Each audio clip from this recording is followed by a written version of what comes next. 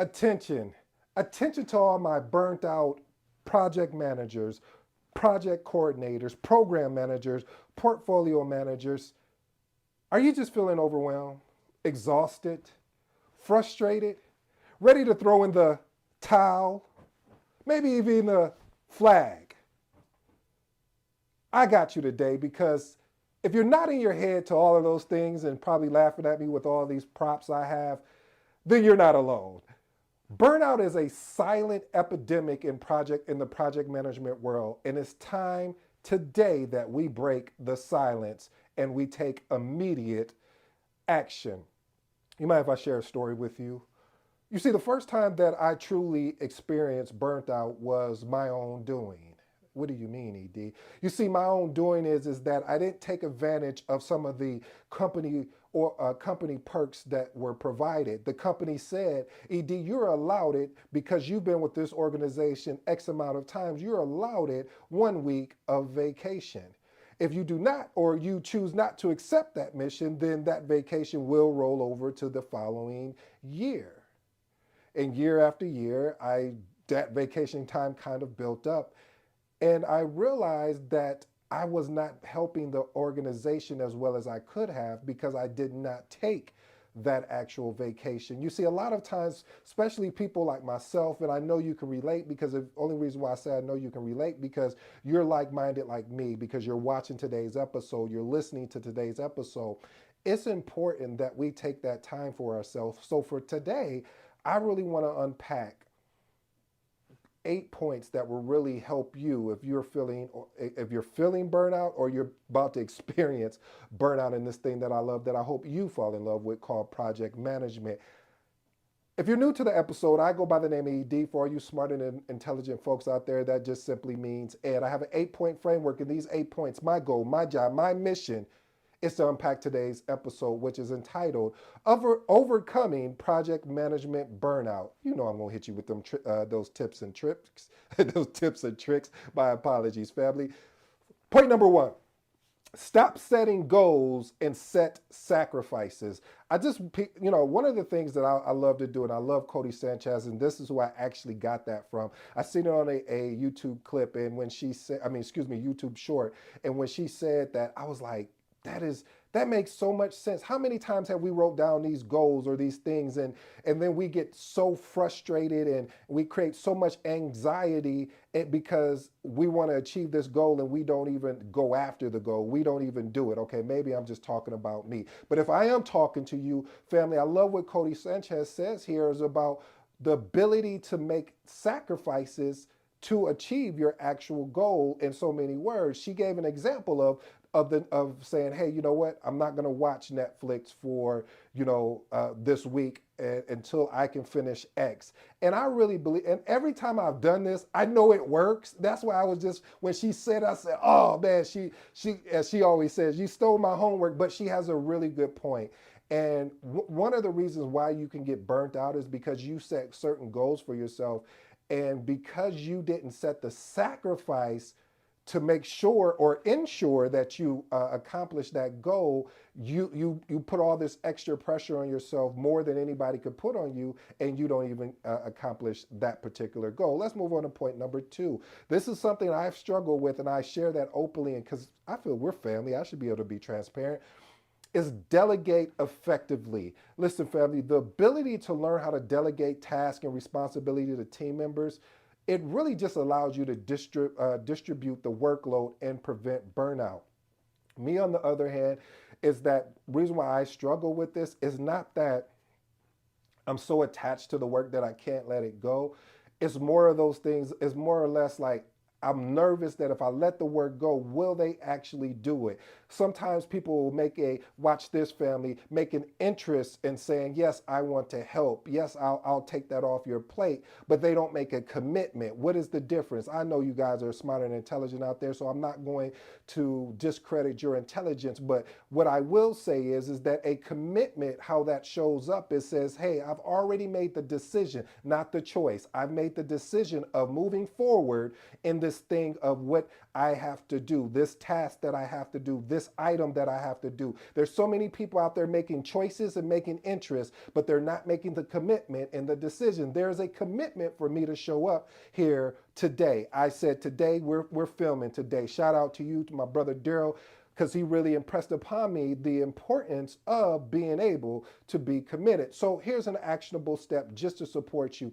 Identify tasks, and what I've had to do is start small. Identify small tasks that can be delegated and provide. This is key, family, because this is where we get frustrated, because we have a certain expectation and we get frustrated because those expectations are not met. So it's important that we set clear expectations, clear instructions to support the team members to ensure a successful delegation or transition of work. Point number 3, practice time management. You know, I used to struggle with this. Now I'm getting so good that it's scaring me. What do you mean that it's scaring you, ED? Well, it's scaring me because of the fact that I've noticed that I can get distracted just like anybody else. I mean, you're getting notifications from this app or that app, or a call may come in and you're doing something. So I've learned when I need to stay really focused, I have to put my phone in do not disturb. Sorry. Or put it in airplane mode, depending on what type of phone you got. I do that because it gives me a time to really focus in. You know, when I'm in meetings, and I've shared this tip with you guys as well, when I'm in a meeting, I put my phone in do not disturb. I do that because I'm responsible for being part of this meeting. I want to be able to contribute, especially if I'm leading the meeting. I don't want anything to catch my attention. I don't want a clip of a show to come in, a clip, a YouTube short or YouTube video, anything like that, or a podcast that I've been listening to say, oh, the new episode is posted. I can't have that, because if I do, guess what I'm going to do? I'm human. I'm going to want to go look at it. So what I had to do is identify and eliminate time wasters, such as unnecessary things that do not align, that really get in the way of distraction. Here's another key thing, family. Also, don't get caught up in having all of these unnecessary meetings. These are burnouts too, because I'm probably going to get in trouble for this, but this is what I do. I disrupt project management. You'll have a meeting to talk about the meeting you just had. And it's like, hey, listen, guys, this is just way too much. It's not accomplishing anything. We could have knocked this out all in one meeting instead of having two separate 30-minute meetings that you change the title, but it's the same content. We have to work and do better on combining meetings together, because you are going to burn people out. Next thing you know, people are not going to want to show up to your meeting because they're like, man, we just talked about this in the meeting. You're telling me we're having another meeting. You just changed the subject line in that. So anyway, here's a good actionable step. Use tools like time blocking that I shared. Use tools like putting your phone in do not disturb or airplane mode. And it will really provide you a lot of value there. Point number 4, seek a mentor or coach for support. Why am I saying that? One of the things that my mentor, my coach, my buddy, my friend, Phil, has helped me with, when we talk about time, we talk about the importance of really carving out time to focus on the thing that you said you had to do. By identifying I'll make it an actionable step. By identifying and reaching out to mentors and coaches, it'll really give you the support. They can show you, they especially if they're in your field, they can really guide you and say, hey, look, let me see what your calendar looks like. What do you have scheduled? And they can say, okay, you have way too many meetings there. You're doing more admin work than you are doing actually leading and managing this actual project. So if you get caught up in all of this admin stuff, you'll lose sight of what is actually going on in the project. And I remember that actually happened to me. I was so caught up on making sure the meeting recap was done, making sure the schedule was updated, making sure the project management plan was in place, making sure that I'm following the communication. I was caught up in all of that over there, and I was losing sight or foresight of the actual project that I was leading. Point number 5, celebrate. It's okay. Celebrate this win. Celebrate you just passed the CAPM. Celebrate that you just passed the PMP. Celebrate you guys just finished this project. What happened to that? One of the things I'm going to recommend as an actionable step is regularly recognize and reward your team efforts and accomplishments. I don't care if they're big or small, but just don't do it through verbal praise. Do it through verbal, written, as well as team celebrations. Because a lot of people will tell you, man, you're doing a great job. Hey, that's great. Will you put that in an email and copy my manager on that so that my manager knows that I'm doing a great job? That's important, family. You don't know how many relationships I was able to procure because of my ability to get, I mean, the things I was already saying to them anyway verbally, I had just put it in email just to ensure that they got the proper credit that they needed. Point number 6, one of my favorites, prioritize self-reflection.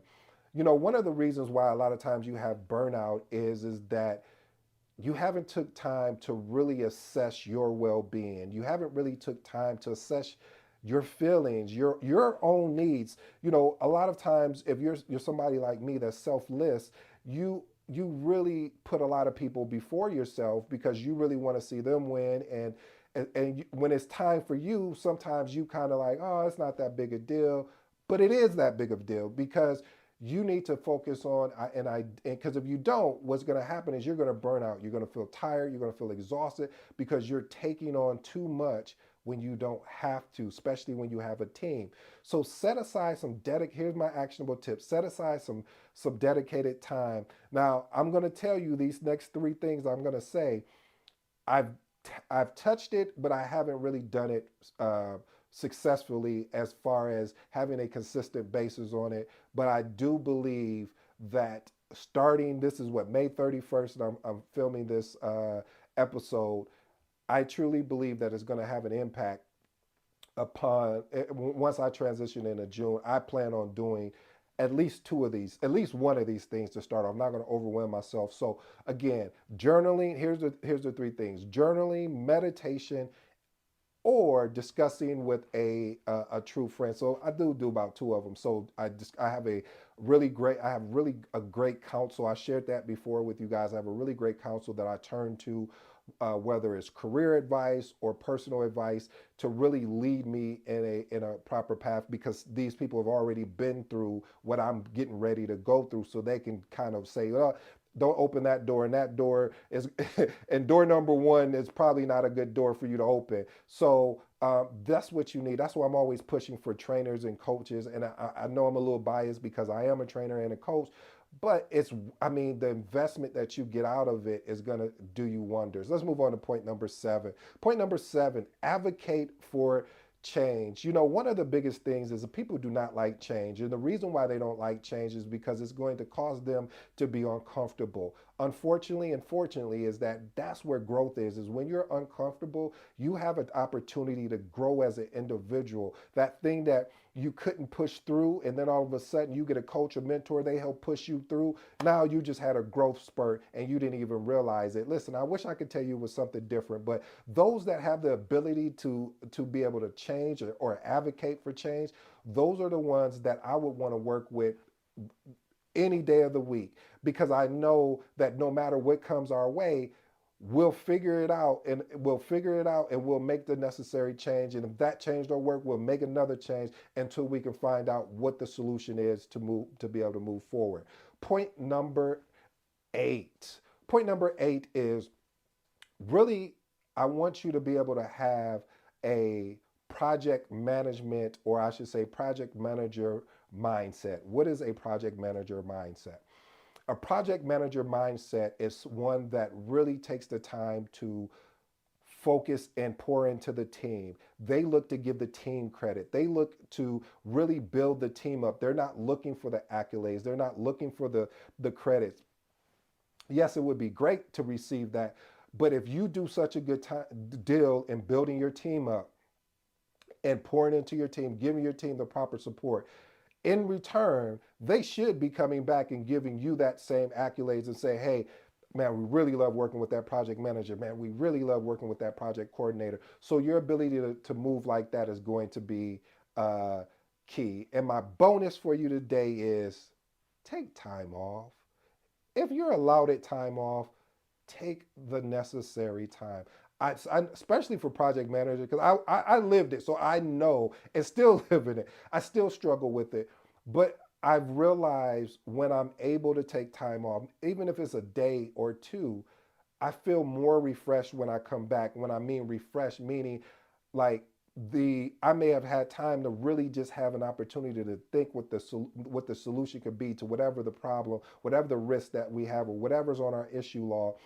It gave me a time where I didn't have any distractions. I didn't have to be at this meeting or that meeting. I didn't have to be sending these emails. I had time to really just focus on one thing, and it really helped me out. So if you work for an organization and they offer you time off as part of your compensation package, please use that time off. It's not a bad thing. So let me give you uh, my 3 points that I really want to close with, and I think it's going to be important that we talk about these 3 points. So again, first point is advocate for change. Having the ability to be adaptable, be interchangeable, not to allow not to get stuck and caught up in one process. Having the ability to say, okay, why is this process broken, or how can we break this process so we can figure out how we can build it to be better.